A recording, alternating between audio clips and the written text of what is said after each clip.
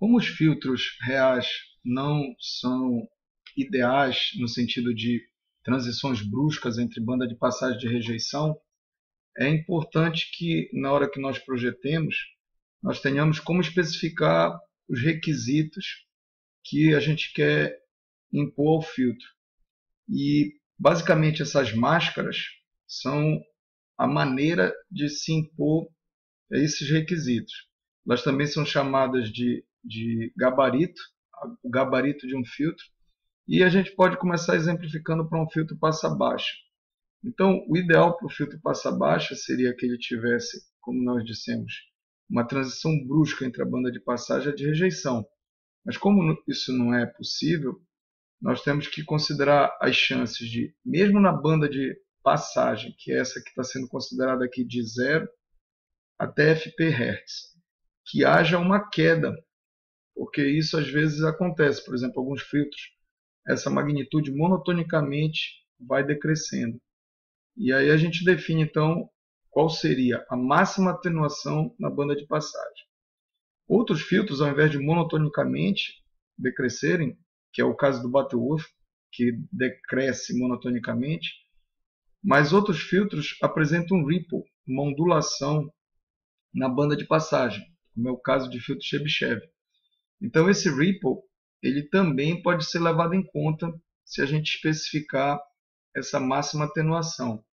Aí aqui nesse caso, ao invés de se entender que lá vai ser monotônica, a gente muitas vezes vê situações onde a gente impõe o delta como sendo a variação que se consegue em torno do ganho de 1.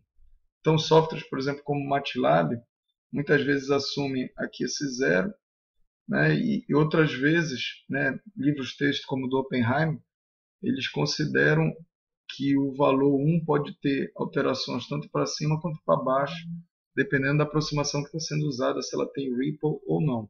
E aí você tem um pico no erro e você tem uma situação um pouco distinta dessa, que é mais preparada para que o filtro caia monotonicamente, só decresça a magnitude aqui na banda de passagem. Pois bem, o importante então é que o APES, na nomenclatura do MATLAB, vai guardar a atenuação máxima que o projetista permite na banda de passagem. Já a outra atenuação, que é chamada de I-stop, ela é aquela que seria a atenuação mínima na banda de rejeição. Então essa banda de rejeição ela começa aqui, e aí você tem a atenuação mínima especificada a partir do 0, por exemplo. Então I-stop 40 dB significa que aqui teria que menos 40 dB ser a mínima atenuação que o filtro está impondo para o sinal de entrada. Então, se a gente considerar que o filtro, deixa eu ver, que o filtro tem uma resposta em frequência desse jeito, então a gente diria que o filtro atendeu ao gabarito. Mas se porventura a resposta do filtro fosse assim, ele não teria atendido o gabarito na banda de passagem.